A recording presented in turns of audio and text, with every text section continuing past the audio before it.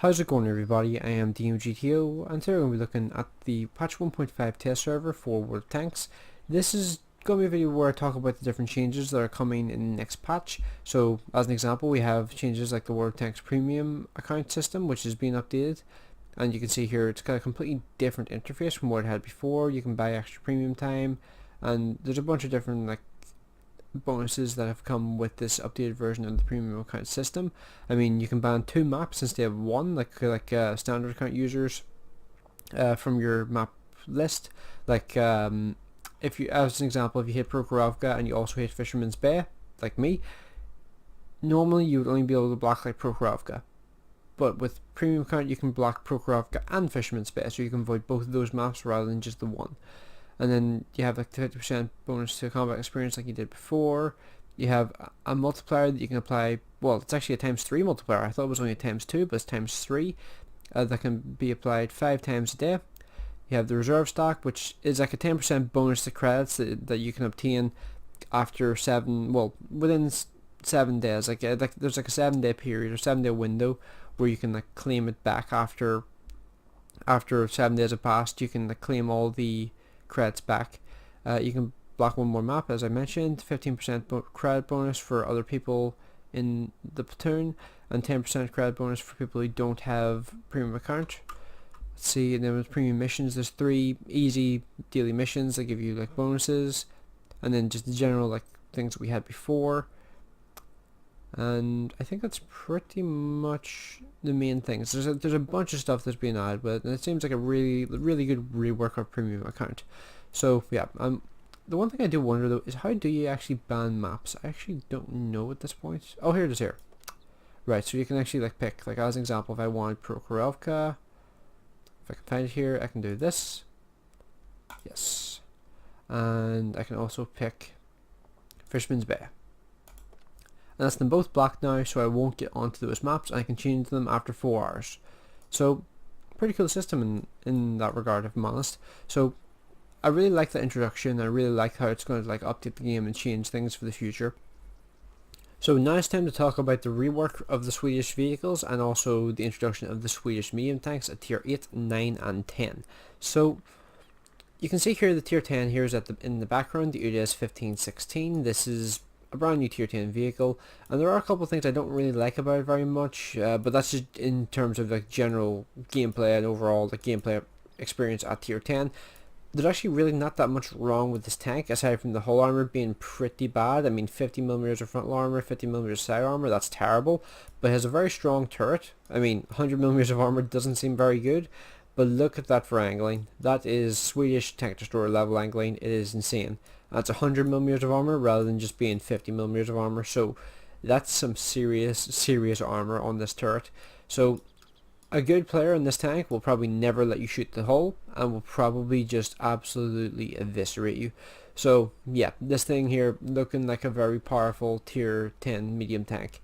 But let's take a quick look at the line overall and talk about the unique feature of the Swedish medium tanks. So starting from tier 8, you have access to what I'm going to call a passive siege mode. So the siege mode for the the Swedish tank destroyers that you had previously, you had to press the X key or whatever key that you binded it to in order to go into the siege mode, in order to traverse the vehicle and actually aim your gun up and down. With these vehicles, it's automatic. It's not something you have to activate or something you have to manually engage. It's something that just activates immediately for you as soon as you go below a certain speed. So I think it's either 10 or 20 kilometers an hour. I've heard 2 different statements on that there. I've heard that Wargaming said that it deactivates automatically when you're going below 20, but I heard them say that it activates when you're going below 10. So I'm not 100% sure on that, but it seems to be that's a rough idea of the sort of time or sort of speed that you would need to be going to activate the siege mode mechanic. So effectively it allows this thing here as an example to have 12 degrees of gun depression when it would usually only have, I would guess, probably 6 or 8 degrees of gun depression with this gun setup. So it's a pretty handy mechanic, and it's going to make these vehicles very, very good hold down, although this thing here personally I think it's going to struggle hold down a little bit because its turret is very boxy and potentially very easily penetrated. But when you look at the UDS 16, that changes quite a lot. And also, one thing which I can find kind of funny about this particular vehicle is this is the only time I've ever seen Wargaming introduce a vehicle like this, but the stock weight of this vehicle is heavier than the weight of the vehicle. If you don't know what I mean by that, you can see the tank is 30.3 tons, but the weight limit for the vehicle is 30 tons. I think that might be a wee mistake on Wargaming's part. I don't think they meant to do that, and I think the turrets might be backwards. Because if you look at it here, this HOG turret, like it's a heavier armored turret, and it's the stock turret. I mean, I'm not entirely sure if that's right or not, but it's got 105mm of armor, whereas this one here only has 70. It's kind of strange, but this one here, I will admit, is a lot smaller. And while it's only 70mm of armor, it does seem a lot better angled, but it seems very strange that the heavier, seemingly stronger armored turret is the stock turret. That seems like it potentially could be wrong to me, but yeah. Just pointing out, just so people are aware of it. So, next thing to talk about there is it gets a 105mm gun. The previous tank gets a 105mm gun as well, but it's only 360 alpha damage in comparison to having 390 on this thing here with the upgraded 105. So these vehicles are overall going to have very powerful guns. I mean, this thing here is an example, 234 penetration, and the gun on the previous tank is 217, which is pretty damn solid for a tier 8 medium tank. And this thing here, 234, is not bad for a tier 9 medium tank as well, considering you have things like the E50 and things like the M46 Patton, which have substantially less penetration than that. So I think this thing gun-wise is going to be very potent, because I mean, 5.66 rate of fire, 0.37 accuracy, 2.3 second aiming time. I have no doubt that will improve substantially whenever you have the top turret. So yeah, I think this vehicle is going to be potentially very, very strong, and it's going to be a very interesting tier 9 medium tank to fight against. But the tier 10 is going to be the main vehicle that people are interested in. So let's jump into a game in this thing here and show what it's like. And I'll talk also about the Swedish heavy tanks as well while I'm loading into the battle. So when it comes to the Swedish heavy tanks, they've reworked those tanks so that they have 3-shot clips now instead of 4-shot clips. So that instead of being kind of just slightly better armored French odd-loading heavy tanks, now they're actually their own unique sort of heavy tank. It's a pretty nice change in my opinion, because it's going to make those vehicles a lot more interesting than they were before, because before they were very, very boring. Like, I mean, they had strong turrets and they were slow. They had no turret armor, or sorry, not no turret armor. They had strong turrets, but they had pretty much like weak hulls. There was really not that much to them, and they were pretty boring vehicles overall. But now they're being changed so they have the highest alpha damage of the odd-loading heavies at tier 10 at 440 instead of 400. But they lose a shot in their clip because of it. But their overall clip reload is a lot faster than it was before. I think their clip reload is still tactically slower than the equivalent American heavy tank. Well, that line I always struggle to call a heavy tank line, even though the T-57 heavy is technically the tier 10. I guess you would call it the French odd, or not the French, sorry, the American odd loading heavy line will probably overall have still faster or around about the same sort of speed clip reloads with an extra shot in the clip. But the Swedish heavy tanks, I think, are probably going to be more consistent because their actual unload speed is always longer than their aiming time. So they're pretty much always going to be fully aimed whenever they pull the trigger. Whereas the Americans, that's not really the case. So it's definitely going to make those vehicles a lot more interesting than they were before, and I think it's going to be good overall for those tanks, and a lot of people are probably going to jump in and start playing those things rather than what it was like before. So first shot of the game there into that Emil 1. By the way, this thing has a 120mm gun, not a 122. I think that's pretty awesome for the Swedish, just like to give them like unique alpha damage pretty much for their 120mm. I mean, having 440 alpha damage on 120s I always thought was kind of like something that they just should have had naturally, but apparently like the Swedish 120s are going to be like the only 120s, at least for now, in the game that are going to have the 440 alpha damage number. Let's try for a shot on this guy. I can just about see his hull, so I was able to get a shot into him. But you can see here the siege mode mechanic in action here, because I'm able to get like a lot more gun depression than you would normally expect from this vehicle. I mean, I think the actual base gun depression on this thing without using the pneumatic suspension, I think is about 7 degrees. But with the pneumatic suspension, it actually goes up quite a lot. And let's just quickly test to see what sort of speed it activates at. So, yeah, it looks like as long as you're going below 20 kilometers an hour, the siege mode remains active, and you can tell it's active by this little icon here.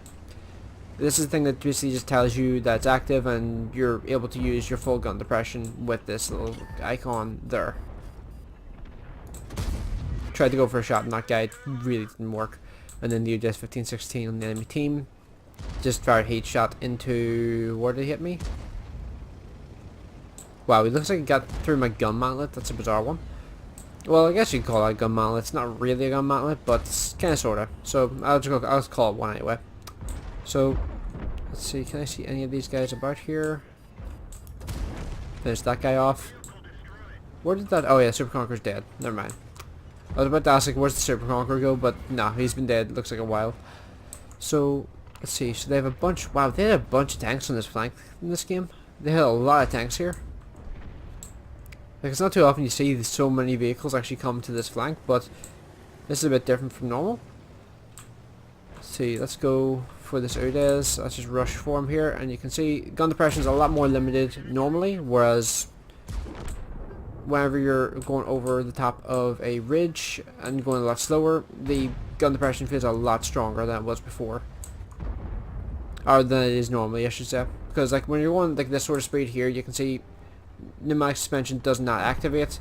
And it looks like you do have to probably decelerate to below 10 kilometers an hour there. I was watching the speed over there as I was coming up that hill. It looks like you probably have to go below 10 in order to activate the siege mode. Then once you're below 10 for the first time, as long as you stay below 20, it'll stay active. That's my assumption, just going by the way it looks here on our system, or well, on my system here. So, kind of balls it up a little bit. Probably should have gotten the kill on that guy, but 2500 damage is not too bad, considering that was one of my first games in this vehicle. I've played like 4 games or something in this thing.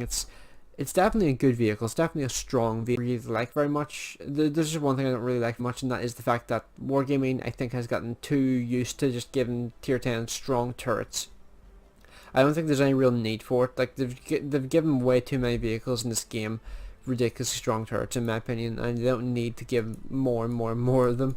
And I think they really need to add more weak points to turrets just in general in the game, because this doesn't really look like a weak point to me.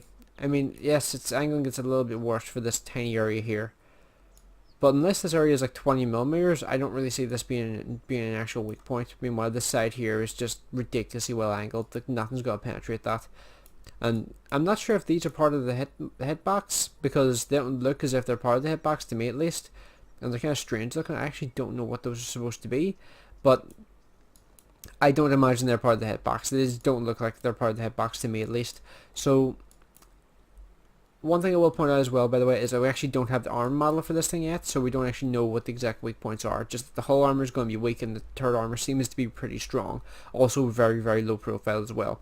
And you can see here, when you compare this thing DPM wise to things like the 121 and the 50M, it has the same reload as both these tanks, but, well, it pretty much has the same DPM as the 121, which for some reason has 1 DPM higher than the UDS 1516 for some bizarre reason. But comparing this thing to the 121, it's honestly insane. You would think these vehicles are different tiers, if I'm honest, because yes, the 121 has a little higher penetration, and it has same alpha damage, same rate of fire, but it has 5 degrees of gun compression in comparison to 13. And considering the turret on the 1516 seems stronger while using its gun depression, the 121's turret's going to look really weak by comparison. When it comes to mobility, like the 121's horsepower ton ratio is substantially lower than the UDS 1516's by over 4, and yeah, even though it has like a slightly higher top speed, because of this part weight ratio difference, this thing's going to get around at top speed a lot better than the 121, and the reverse speed better, which is going to be very helpful for this thing's siege mode mechanic, allowing it to fall back very quickly when people start really focusing in on and avoiding artillery shots and things like that. Plus, it's the stealthiest vehicle here, and the only real weakness it has in comparison to the other vehicles is the slightly lackluster view range, but it's one weakness among many advantages. So yeah, it seems like it's going to be a very, very potent vehicle, and it's always bizarre to me that the system, I keep calling it the system, that the game puts so much emphasis on penetration, like even though it's only 16 difference, and on accuracy and aiming time, it really overweights these stats here. I mean, it's 0.1 seconds faster aiming time on the E50M in comparison to the UDS 1516, and 0.05 difference in accuracy. Both these tanks are incredibly accurate. I don't think there's going to be that much of a difference, especially considering this thing here, DPM wise, completely just eviscerates the E50M. I mean, it's nearly a 400 difference between them. It's pretty much like a shot per minute for the E50M. So yeah. So let's take a look here in depth here at the Swedish heavy tanks. So let's start off with the Emil 1, because this is the one I actually own at the moment. So you can see here when you're looking at this thing, and I should probably actually look at this thing in the garage instead. You can see here when you look at this thing, it only has like a 13 horsepower per ton ratio, which is, I think, probably like the main thing that they would have needed to update on this vehicle, if I'm honest with you, because this vehicle does feel very slow and very cumbersome whenever you're driving it around, despite the fact that it weighs less than 30 tons. It's such a weird vehicle because it feels so slow and so just weird to play just in general. Like, it has great gun depression and a great turret, but the turret does not work that well whenever it's bottom tier, and it feels just slow overall. It's not that much fun to play, really. I really think they should have given this thing a more powerful engine, because less than a 13 horsepower per ton ratio is pretty bad. And when it comes to the gun itself, 12 degrees of gun depression, below 26 second overall clip reload, 3 second intra-clip reload, and a 3 shot clip. It's pretty decent, and it means it's going to have, well, with 360 alpha damage, it's going to have about, doing some rough maths in my head, there, about 1020, or no, 1080, 1080 damage per clip. So it's pretty decent in that regard, and 217 penetration is not bad for tier 8. But I just feel like the vehicle, just in general, especially with a turret as slow as this, I mean 21 degrees a second, that's really slow. I feel like it needed more engine power. I feel like it definitely needed an improvement to its mobility, because this is such a slow, annoying vehicle to play. Like, I was playing it the other day and I actually had a pretty decent game on it, which I'll probably put up on YouTube in the next few days. But yeah, I don't really like this vehicle very much. I think the engine power is the main problem. So yeah, let's go on to the Emil 2, because this is where things get a bit more interesting. So the Emil 2 in comparison to the Emil 1, it's, I think, a far more interesting vehicle, because not only does it get a substantially stronger engine, I mean, it has nearly a 15 horsepower per ton ratio in comparison to, let's see, wow, okay, so that's interesting as well. The 105 is actually heavier than the 120. I actually never noticed that before. That's actually pretty cool. But you can see this thing gets nearly a 15 horsepower per ton ratio with the upgraded engine. So this thing's going to be substantially more mobile. And when you're looking at the gun as well, it has 440 alpha damage, which is really solid alpha damage for a tier 9 heavy tank. It has 12 degrees of gun depression, an incredibly strong turret, a 24.5 second overall clip reload, 3 second intra-clip reload, and 3 shot clip. Like, this thing here is going to be able to kick out 1320 alpha damage in a clip with 252 penetration. This thing seems very interesting to me, especially considering I think, yeah, it has APCR standard rounds. So I think this vehicle is potentially going to become quite good as a tier 9 heavy tank, because it just seems like overall stat wise, like the gun seems very potent now in comparison to what it was like before, because I think just in general this heavy tank branch is becoming a lot more unique than it was before, because before it was pretty boring, I'll be honest with you, because it was pretty much just slower French heavies with worse guns with strong turrets. There was really not much unique to them. Strong turrets was literally their only gimmick. And it was a gimmick. It wasn't really something you could really use all the time, because the second somebody could see your hole, your health was gone in a second.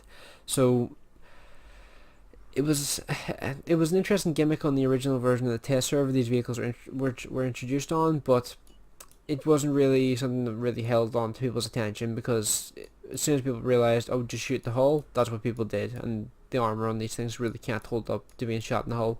So yeah, I think the gun's going to be a lot more interesting than it was before, and the mobility I think was also improved a little bit, so I think this vehicle is going to be a lot more involved in the game overall, especially in comparison to the Emil 1.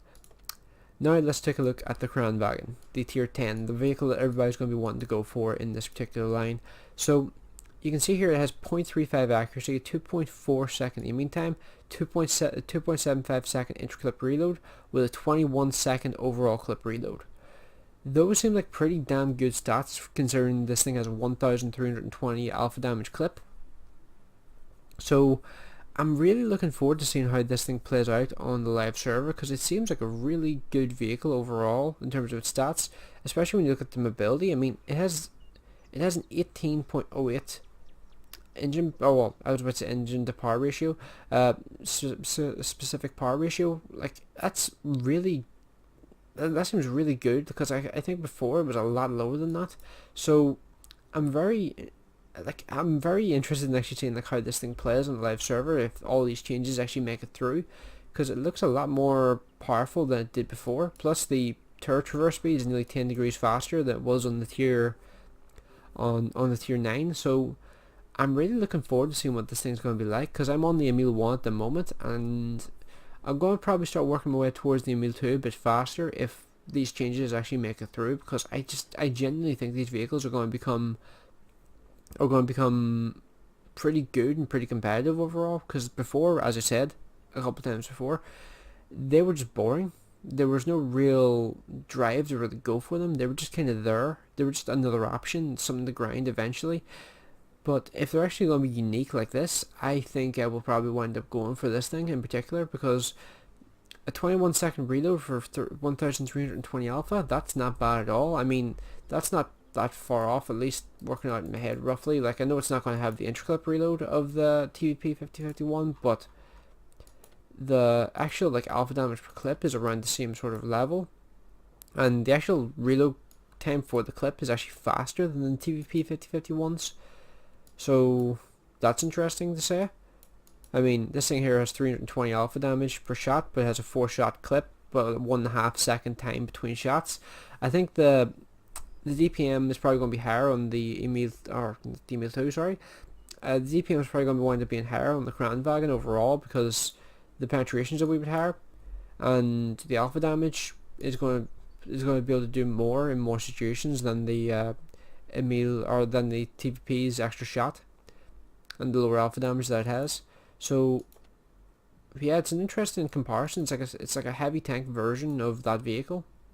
So yeah, you can see there it's nearly a 300 alpha damage advantage that it has over the TVP. So I would definitely go for this thing. I would definitely play this thing in its current form. I'll probably mess about with it here a bit on the test server before it actually comes to the live server, just to try it out. So I'm going to end this video off here. I don't really think there's too much more I really need to cover in this particular video. So let me know what you guys think is like the best things coming with the next patch, because I actually think Wargaming has been doing a fairly good job recently of actually listening to the community and taking feedback, and that's good to see, because like typically whenever a game does that, or as far as I'm aware, like typically like the game gains a lot of goodwill towards, or well, the developers gain a lot of goodwill from the players, I should probably say. So yeah, I'm hoping to continue down this road and definitely follow through with the gold ammunition rebalance and things like that, because I think that'll help out the game a lot in the long run. So yeah, let me know what you guys think is like the best thing that's coming with this patch. Like, what are you most excited for? Are you most excited for like the Swedish heavy tank rework, the Swedish medium tank introduction, or are you more interested in like the map rework or the premium cut rework? Personally, I'm really hyped for it all, but honestly, my main thing is I'm looking forward to the Swedish heavy tank rebalance, because honestly, I'm not really looking to go through the Leo grind anytime soon again, because I did not like that tank whatsoever. I want to kind of just avoid having to play that thing again for as long as possible. So yeah, let me know what you guys think in the comment section. Hopefully you enjoyed the video, and I'll see you in the next one.